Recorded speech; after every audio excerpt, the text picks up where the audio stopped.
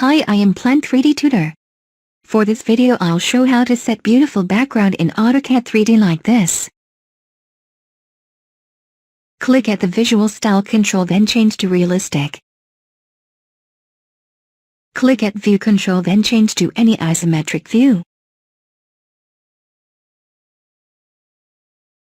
On the canvas, typing background. Then press Enter button. On the background dialog box, click Change Type on the drop-down list. Then select Gradient. The Gradient option, checkbox on Tree Color. Click on Bottom Color to change color. Click on the Index Color. Then select Color do you want.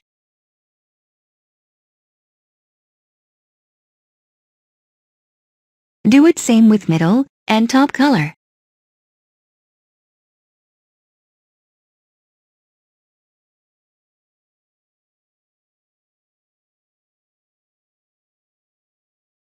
Click OK button to finish.